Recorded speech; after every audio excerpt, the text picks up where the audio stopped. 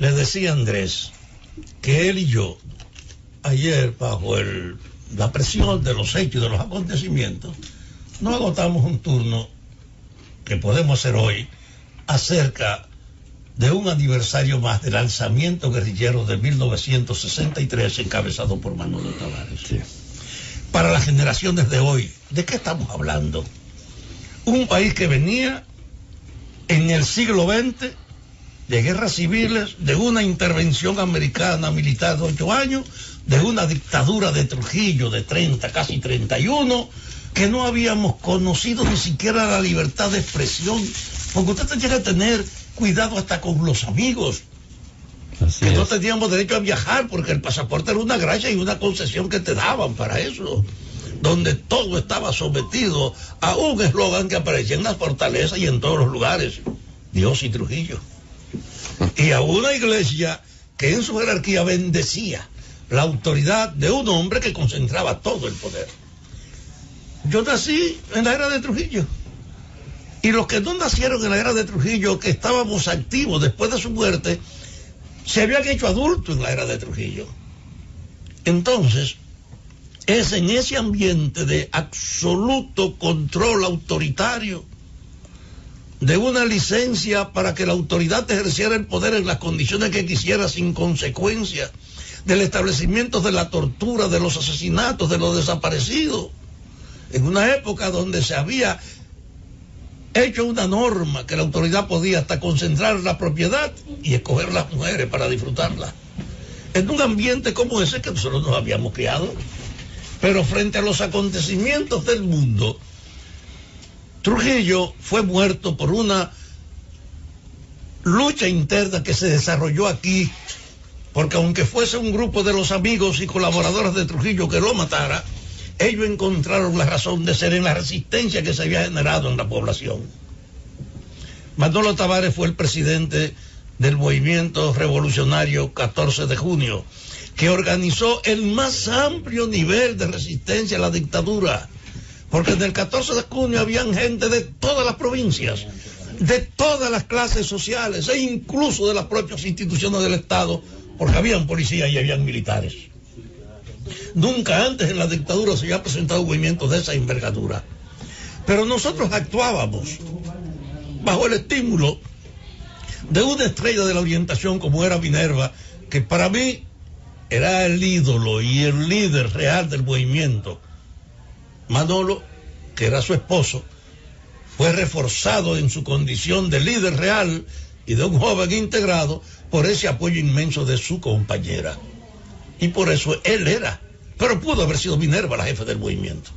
El hecho cierto es que ese movimiento nacional, que incorporó a todos los sectores, sobrevivió a la dictadura, y cuando matan a Trujillo, quedaban los últimos presos, entre ellos Manolo, Pedrito González, esposo de Patria, y Leandro Guzmán, que era el esposo de María Teresa.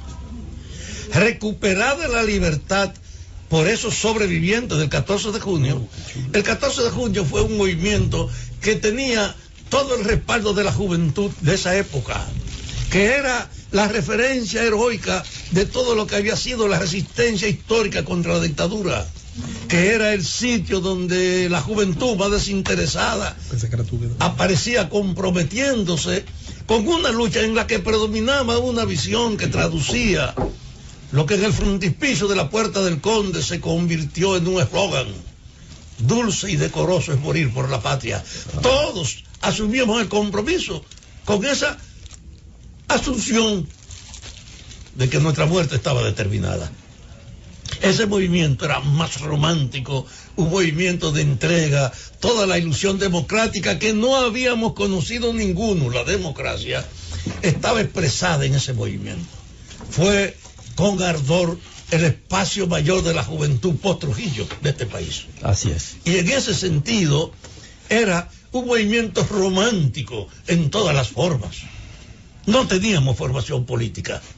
No habíamos vivido la etapa concreta de la democracia que reclamábamos. La conocíamos por referencia.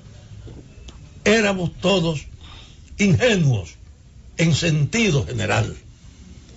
Muerto Trujillo, sale Manolo de la cárcel y el 14 de junio, que había comenzado a organizarse antes de que él fuese puesto en libertad, se expandió en todo el país y era de hecho una esperanza cuando proclamó su eslogan definitivo, libertad o muerte, que era una herencia de la lucha contra la dictadura.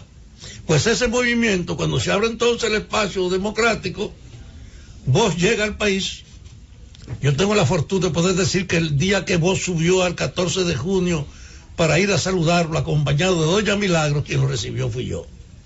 Y desde el primer momento que Bosch llegó, tuvo mucho respeto para los catorcistas, pero él se instaló 150 metros más adelante del 14 de junio en el Conde, frente al Parque Colón, donde se organizó inicialmente el Partido Revolucionario Dominicano.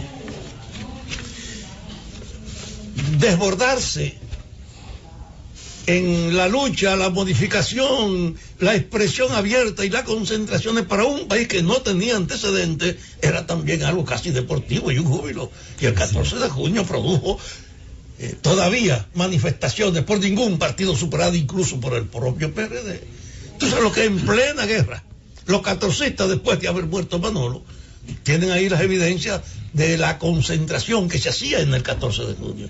Fue el símbolo, yo creo, que más se arraigó en esas generaciones como expresión del sacrificio, de la negación y de la lucha por una democracia que deseábamos, pero insisto, que ninguno conocíamos. Pues mire, el 14 de julio no participó entonces en las elecciones. Y fue quien la defendió. Defendió el proceso, pero no participó en las elecciones. Y en ese proceso electoral, el 14 fue objeto de un asalto que le ocupó su local y clandestinizó a sus jefes. Yo trabajaba en la propaganda y con Guido Gil, nosotros, que era también mi compañero en la propaganda, nosotros teníamos que hablar por los dirigentes que estaban ocultos y hasta tuvimos que dirigirnos a las Naciones Unidas.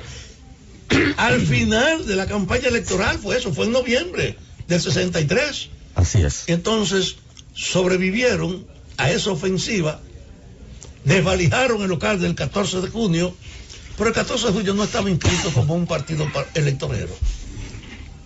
Gana Bosch y Manolo Tavares es el primero que dice en la reunión oficial del 14 de junio, aunque nosotros no participamos en las elecciones, no podemos ignorar que la voluntad del pueblo se expresó en elegir a Juan Bosch y en rechazar a la dictadura. El otro movimiento era Unión Cívica, que estaba muy marcada por el predominio de la aristocracia económica dominicana. Y había entonces una diferencia social entre los cívicos y el 14 de junio. Pero con Bosch había un acercamiento, por lo menos en el significado de la política, y en el hecho de que Bosch había hecho un trabajo educativo en la 1 de la tarde, en sus charlas cotidianas, con ese lenguaje de acceso a todo el mundo, explicando todos los pasos. Yo no dejo de recordar cada vez que puedo el hecho de la genialidad con la que Bosch hacía su comentario. En este país, decía Bosch un día, la guayaba podrida es la muestra de lo que menos vale y de lo que no tiene ninguna significación. Pero yo quiero decirle que la guayaba es una mercancía, la que aplicada la técnica de hoy produce un gran recurso, porque da, y comenzó a decir, para aceite, para dulce, para todo. Pero aquí no conocemos eso. Y él hizo una especie de educación.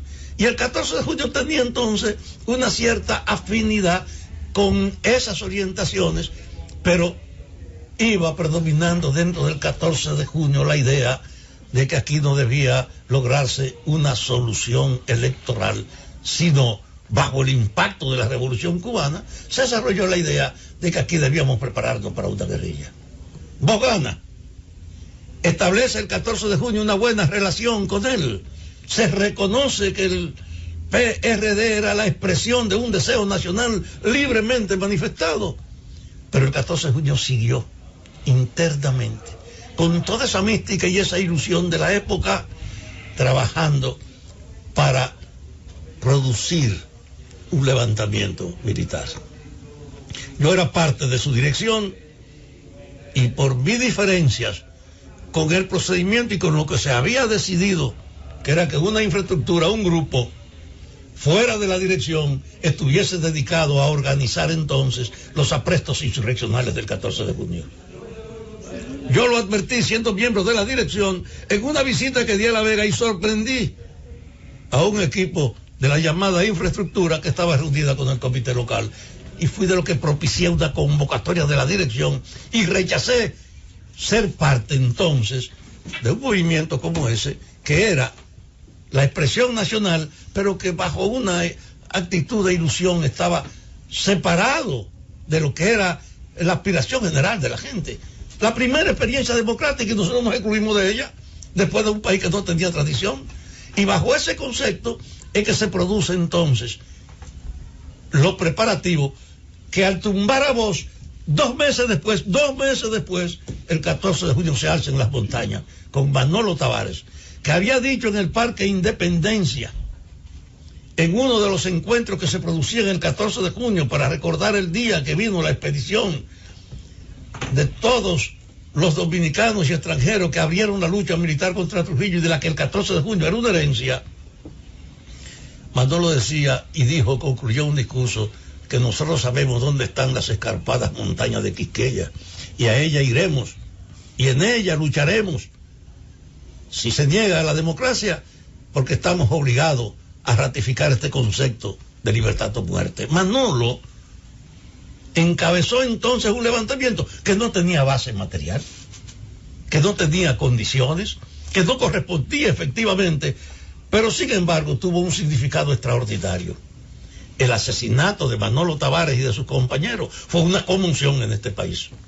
Detenido en un proceso de buscar al amparo de una oferta que había hecho el gobierno diciendo que respetaría la vida de todos los combatientes y que los conminaba a que descendieran de la montaña y se entregaran, y pusieron al señor Tavares Espaillat, que había sido colega y compañero de Manolo en la cárcel porque estuvo vinculado a la muerte de Trujillo, y ellos creyeron eso y descendieron, disque, a entregarse. Por eso lo veremos en diciembre cuando se cumple el año. Lo que yo quiero significar ahora es que ayer se levantó esa guerrilla. Fue un impacto inmenso en el país, pero ellos fueron cercados y vencidos en menos de 30 días. ¿Qué quedó de aquel hecho? Independientemente de la infantilidad y de la visión, quedó una contribución inmensa que remite al precio que hay que pagar a veces para luchar a los pueblos. Manolo se fue a la montaña, no por la aspiración ni el programa del 14 de junio, se fue para luchar por el restablecimiento del gobierno que el pueblo se había dado, por el retorno de Bosch al poder. Y eso marcó todo el movimiento revolucionario y el movimiento popular, e incluso al propio partido de gobierno. Por eso recordar a Manolo hoy y a los compañeros que junto con él se levantaron tiene un inmenso reconocimiento a la significación de su sacrificio, que unificó el país en una demanda y le dio además la muestra generosa del desprendimiento de ellos, luchando por hacer realidad su juicio de que había que retornar al poder el gobierno que el pueblo se había dado. El gobierno de